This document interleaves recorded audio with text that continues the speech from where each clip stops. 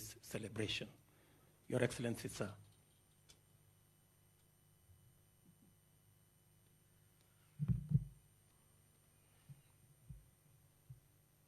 Please be seated. Thank you very much. Thank you very much, William. Fellow leaders, members of the cabinet,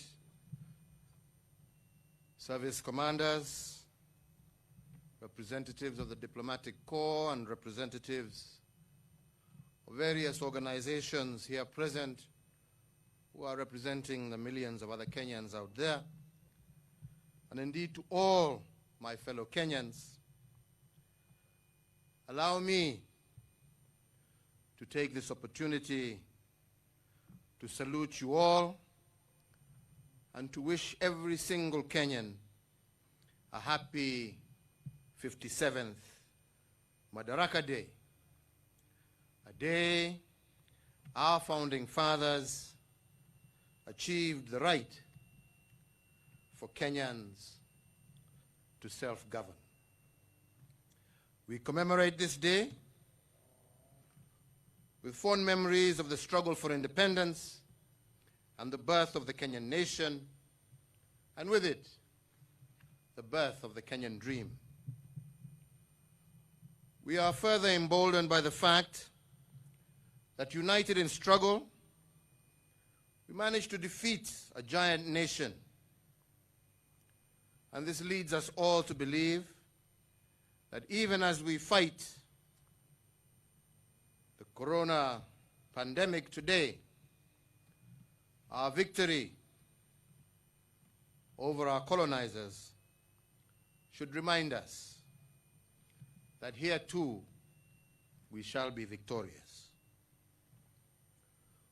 Although slowed down by the health crisis and the economic downturn caused by COVID-19, I am further comforted by the teachings of our founding fathers. They instructed us to be our very best at our darkest moment.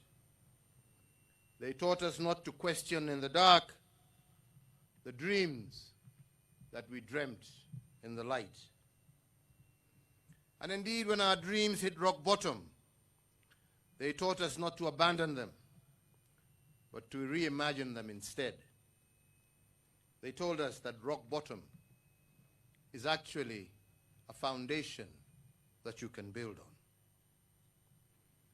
This corona moment we are in, yes, indeed, a dark moment. But the founders of our nation required us to be at our very best at moments like this. And this demand is not a lofty ideal. They themselves practiced it as they fought to bring us self-rule. Fellow Kenyans, self-rule required dreaming heroically, embracing the unknown, and offering to die for an ideal. But this was not an easy feat, as thousands lost their lives at battle. The dream of Madaraka increasingly became nothing but a bridge too far. Yet in their darkest moments, our founding fathers did not abandon the course. Instead, they reimagined it, they regrouped, and they re-engaged differently.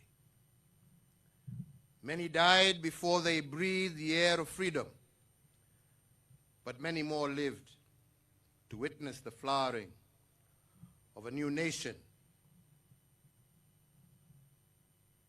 This gave them hope that the Kenyan dream is actually within reach, and it was possible.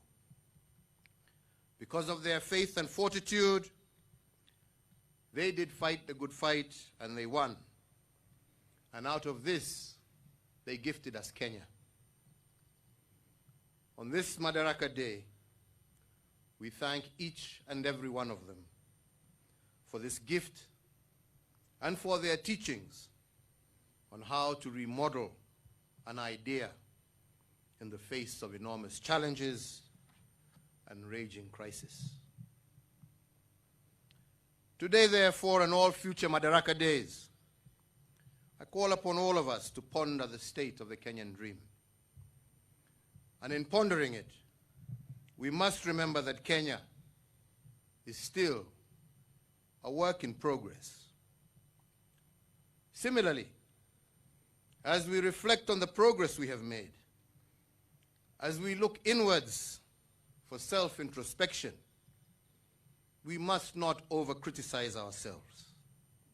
And I say so because in the subconscious mind, we become what we repeatedly do. If we repeatedly feed our national psyche with negative energy, we become an nation of angry and frustrated people. Yet dreams cannot flourish in a negative environment whose main currency is anger and animosity. Fellow Kenyans, this Madaraka Day, I want us all to reimagine Kenyan.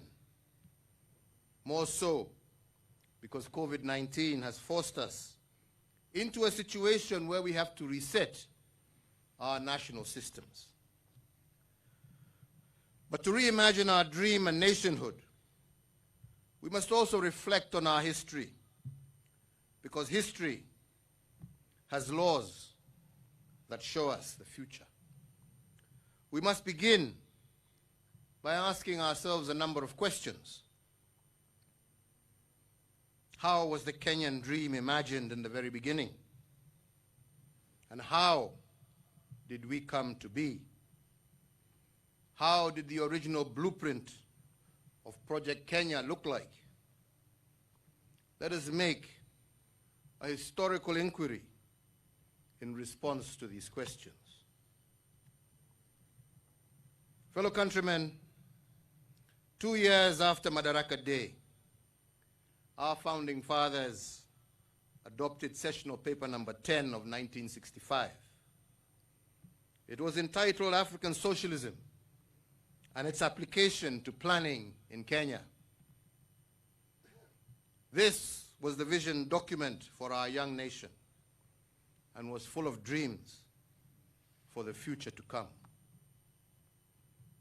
It envisioned a Kenya with an Africanized economy, an economy largely locally owned, whose industries were producing for regional markets, and in which technology was the light and heat of commerce.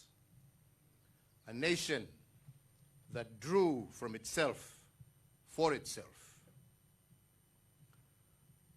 This dream was further articulated by Jaramogi Oginga Odinga in his book, Not Yet Uhuru, that was published in 1967.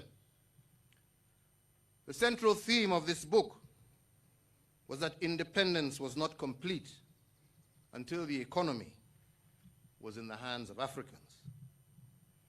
Jaramogi envisioned a Kenya that was unapologetic about its Kenyanness, a Kenya that could stand on its own feet in a world unfriendly to the African people, and a Kenya that is capable of enterprise and development in fields beyond our shambas. Then there was Tom Joseph Mboya, one of the other founding fathers, who echoed the dream. In his book, Freedom and After, he reminds us that great things are made of a series of small things, and that the making of a nation is the work of many small events and transitions, many small failures and successes. But Tom Mboya's main reflections were on constitution making. Having been involved in the Lancaster constitution making process in the 1960s, Mboya cautioned the nation against constitutional rigidity. In particular, he argued that the Constitution cannot be useful to a country if it is an end in itself. a good constitution must be responsive to the aspirations of a nation and be a means to a greater end. And if the political architecture provided by a constitution cannot support the growth and progress of a nation, that constitution becomes a cancer to the body politic. On his part, the founding father of the nation, Mzee Jomo Kenyatta, imagined a free Kenya as far back as the 1930s, while at Manchester in the United Kingdom. His dream is painted in his books, Facing Mount Kenya, as published in 1938. And in this dream, he cautioned us that the seed of freedom will only take root if our mindset is focused on the right thing. In the business of building the nation, he warned that we must not focus on what has been done, for our focus should be on what remains to be done. And this is so because it is natural. Every time one target is attained, a new one becomes necessary and urgent. The right mindset is therefore a critical plank to making a dream come true. But Mzee Kenyatta made other assertions in his prison notes published in a book entitled Suffering Without Bitterness. Reflecting on his struggles while in prison, Mzee said that if hope will sustain you through fire, faith is greater because it enables you to leap over the fire. The act, therefore, of imagining and building a nation from the bottom up must therefore be an act of faith. And faith, according to him, is the act of letting God know your intentions, but taking charge of the methods necessary to achieve them. Fellow Kenyans, our founding fathers left us with deep teachings and convictions, and now we must summon the teachings as we reimagine our nation today. We have achieved the dreams of the founding fathers as captured in sessional paper number 10 of 1965 and revived in sessional paper number 1 of 1986. Further, I believe we have made admirable progress in the implementation of our own Vision 2030 as my administration implements the Big Four agenda. But truth be told, that this vision comes to an end in 9 years. So the urgency for a new vision, a new dream, is therefore real. Like Kenya in its 50s, the Holy Bible required nations to hit the reset button every 50 years. On the 50th year, we are told, all debts were forgiven, slaves were set free, and all land was left unattended. This action brought renewal to the soul of the nation, healing to the land, and a fresh vision to its people, and they called it the Year of Jubilee. But for us, fellow Kenyans, to craft this new dream and to prepare for the next great leap forward, we need to finish what our founding fathers had started. And this is what we set out to do in our quest to uproot the remnants of ignorance, poverty, and disease in our midst. This inspired my administration's transformative agenda for the nation, the Big Four. And allow me just to give you only 3 examples of unfinished business started by our founding fathers and which we today are endeavoring to complete. The first one is infrastructure, the backbone and the enabler of any economy. And by this I mean roads, rails, ports, and so on. At independence, we had only 1,800 kilometers of tarmac road. This is what our colonizers had built in 78 years of their occupation between 1885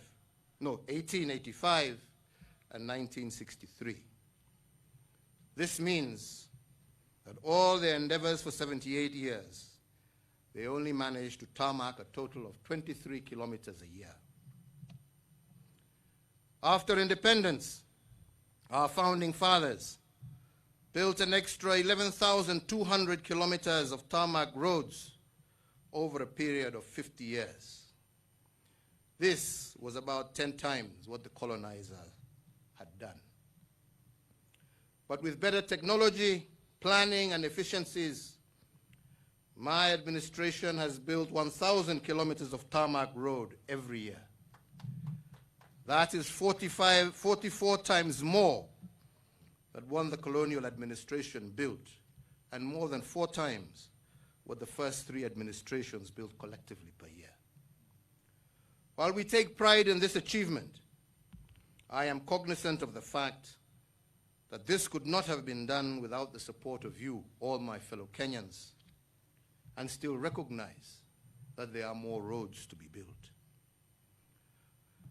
Regarding ports, our founding fathers saw them as gateways to regional and international markets. Apart from the port of Lamu, which we have added to our number of ports and which will change regional trade dynamics, we have also re-envisioned the port of Kisumu. This port was built by the colonizers but collapsed at some point. We have since, working together with local leaders, revived it for strategic purposes. Lake Victoria serves both the northern and southern corridors, and with this port, Kenya can serve the region from Mwanza to Bukoba in Tanzania, to Jinja and Entebbe in Uganda, to Muhoma Bay in Rwanda at affordable costs and decent timing. Beyond serving the region, the port is poised to also promote the shipbuilding and repair industry in Kenya. It will also catalyze the development of other small ports. And what I'm proud of most is that we did this revival with dead capital. And in this I mean, we redeveloped this port using local expertise and material. Turning to railways now. This is where my biggest critiques reside, but that is okay, for they are not alone. They are in fellowship with the colonizers who called our railway the Lunatic Express. But those who called it the railway to nowhere did not realize at that time that they were describing this great city of Nairobi.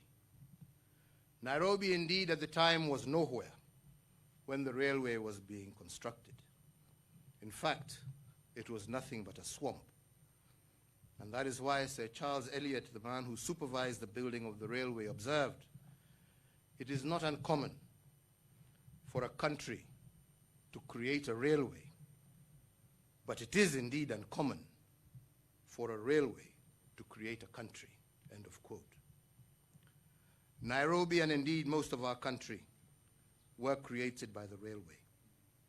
And that is why, apart from the SGR, I am also reviving the defunct Nairobi-Nyanyuki railway line that traverses 6 counties.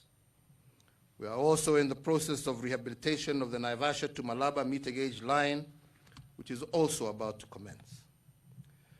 This rehabilitation of these central railway lines is part of a bigger development strategy to link the hinterlands, not only of Kenya, but of our region, with Lamu Port, our port in Mombasa. And that is why the Southern Sudan-Ethiopia transport corridor continues to remain important. I believe that when this happens, then Kenyans can expect new markets to emerge along these railway lines and new cities to blossom in response. The second example of unfinished business from our founding fathers regards the dignity of our people. The freedom struggle was about liberating Kenyans from the poverty of dignity amongst other freedoms. 3, to fight what the Founding Fathers called ignorance, my administration has carried out extensive reforms in the education sector to make it more competency-based and to allow our children to be better prepared for future jobs. We have secured the place of pride in the continent as the home to the highest transition from primary to secondary education on the African continent. Additionally, the technical and vocational training is taking root as we seek to reposition our human resource for the ever-evolving world economy. But the human side of these reforms has also focused on electrification. We have connected 99% of all our schools to electricity. And as we did this, we also realized that a substantial part of learning happens at home, even in better days. That is why we were motivated to do our Last Mile program, connecting homes to power. For the record, it is indeed worth noting, fellow Kenyans, that after 78 years of colonial rule and 50 years of independent administration, only a total of 4.5 million households in Kenya were connected to electricity. But from 2013, and in only 7 years, we have connected close to 3.5 million households, bringing the number of households connected to electricity close to 8 million. This means that we have done 15 times more than the previous administrations to connect our people to electricity. We take pride in this, not because we are better, but because we have to finish the business of our founding fathers in order to envision a new dream.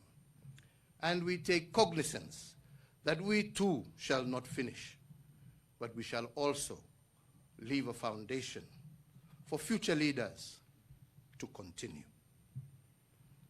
If electricity and education reforms are supported to fight ignorance, our efforts to fighting disease are in the universal healthcare program. Our healthcare reforms are far beyond what our forefathers expected. We have not only dispatched sophisticated machinery to hospitals across the country's counties in order to localize treatment, and indeed working together with county governments across the country, we have sought to improve our health facilities. But we have also made this treatment much more affordable through NHIF, and with upcoming reforms, we expect this to expand even more. We have done this because poor health has a way of indignifying people. But with treatment close by and costs reduced, a patient does not have to sell their property in search of good health. If this was the dream of our founding fathers, then it is our obligation to achieve it. The coronavirus pandemic has highlighted the urgency on this endeavor. And once again, I wish to give my thanks and indeed praise to our county governments with whom we have worked hand in hand in this endeavor. My third example is about land. A critical motivation for waging the war of liberation against the colonial rule was land. Regaining our land from the colonial masters and laying a personal claim to it was a motivation for the struggle. And that is why the title deed became a sacred emblem to many Kenyans. It is a token earned from a struggle of sorts. After 50 years of independence, 6 million title deeds were issued by 2013, when I assumed the presidency of our nation. This was a motif of our faith in the struggle. In the 7 years of my administration, we have managed to add a further 4.5 million title deeds that have been issued under my administration. And this was done to keep the promise of our founding fathers alive. These are among many other programs and projects aimed at realizing the dream of our forefathers. Fellow Kenyans, as I have already mentioned, Mzee Jomo Kenyatta taught us that we must not focus on what has been done. Our focus should be on what remains to be done. But in giving you the 3 examples of my achievements, I was not telling you what we have done. I was telling you why we did it. We did it in order to finish the business of our founding fathers, so that we can indeed reimagine the Kenyan dream. I now want to shift to 2 things that I believe remain to be done in order to reimagine our new Kenya. The first thing goes back to T.J. Mboya and the thoughts he expounds on in his book Freedom and After, and his collection of speeches that were published under the title The Challenge of Nationhood. 50 years ago, Mboya warned Kenyans against constitutional rigidity. As I have already mentioned, he told us that a constitution is not an end in itself. It is a means to a greater end. It is a living document. And if certain elements of the Constitution outlive their historical purposes, they become a cancer. They must be removed, or they will infect the good elements of the mother law. And that is why, fellow Kenyans, we removed Section 2A that had been added to the Independence Constitution in the early 1980s. We removed this section in 1991 in order to create a multi-party system. Why? Because this Section 2A had outlived its historical purposes, and it was morphing into a political cancer. Then after the 2008 violence, we embedded the National Accord and Reconciliation Act into our Constitution to expand the executive arm of government. This happened out of historical necessity. And then again in 2010, we formulated and adopted a new constitutional order, altogether replacing the Independence Constitution. Indeed, today, I am truly thankful to the Almighty God for having been given the mandate by the people of Kenya to not only lead its implementation, but also to serve as the first president under this new constitution. 10 years later, I am already discerning a constitutional moment. And I want to be clear, not a moment to replace the 2010 Constitution, but one to improve on it. A moment that will right what we didn't get correct in 2010. But fundamentally, the constitutional moment that I discern is one that will bring an end to the senseless cycles of violence that we have experienced in every election cycle since 1992. And one that will deepen our democratic credentials as a country and lead to a much more inclusive society, which I do believe was the intention of the framers of the 2010 Constitution. Fellow Kenyans, we cannot reimagine our nationhood also without changing our political architecture. But we cannot change this architecture without re-engineering our Constitution. If we have done great things in the area of brick and mortar, the greater things that remain to be done have to do with our governance system and we must not be afraid of changing the system if it does not serve our present and future purposes. The second thing that remains to be done is the transformation of our civic culture. Culture is at the core of reimagining a national dream. And when the drafters of Chapter 6 of our Constitution put pen to paper, what they wanted was to bring this culture to order. But it is difficult to police a political culture. More so, if the culture is like one that was described by Canon Donaldson of Westminster Abbey. Canon Donaldson, on March 20th, 1925, spoke of a culture that thrives in politics without principle, wealth without work, pleasure without conscience, knowledge without morality, science without humanity, and worship without sacrifice. And part of this sermon speaks to our reality today as Kenyans. If we are to push the reset button and reimagine our dreams as a nation, we must transform our civic culture to one that is based and biased towards duty, hard work, and integrity.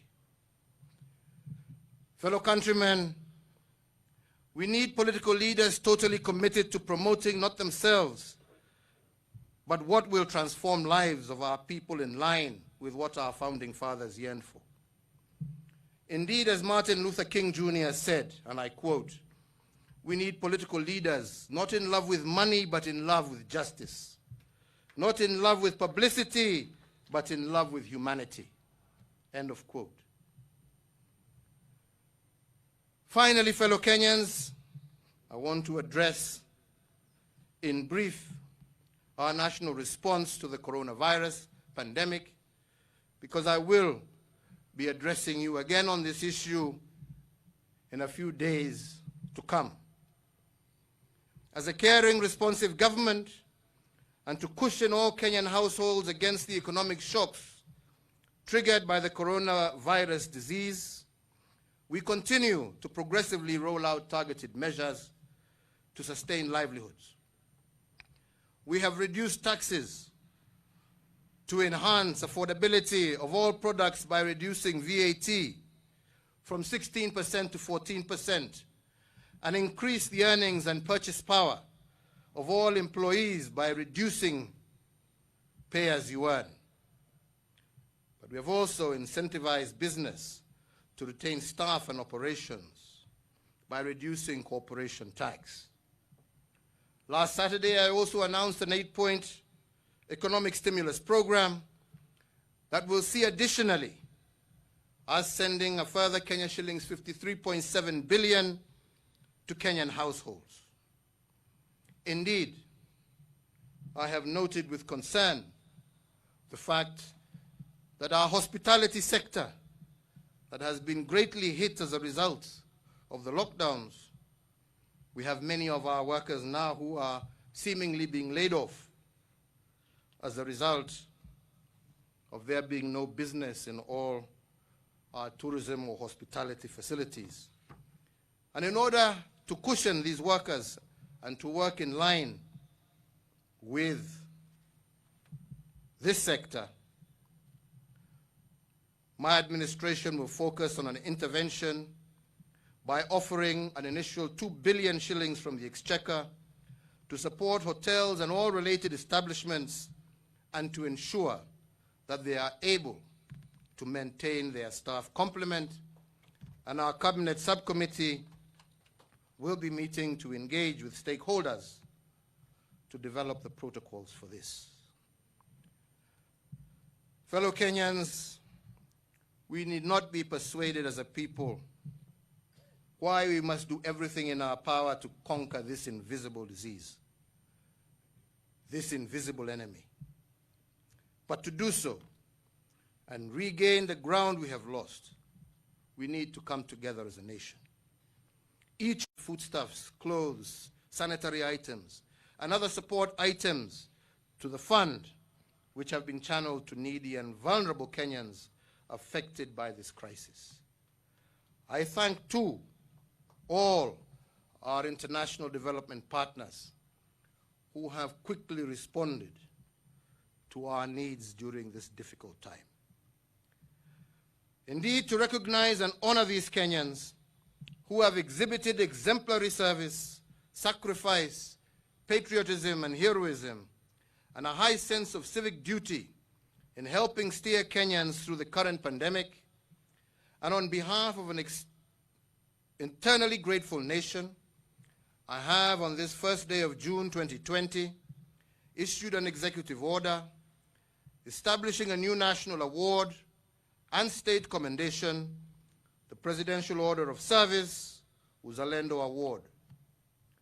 The names of the inaugural recipients of this high national honor have been published in a special issue of the Kenya Gazette dedicated to them. Fellow Kenyans, I would like to end my address today by once again re-emphasizing the calling by our founding fathers, that they went through the fire and yet founded a nation that we call Kenya today. Their voices are calling out to each and every one of us during this moment of uncertainty. And they are telling us to be our very best in our darkest moments, just as they were. They are telling us that they fought for the liberation war for over 40 years and it came to pass. We will fight the challenges that we are faced with today, and this too shall come to pass.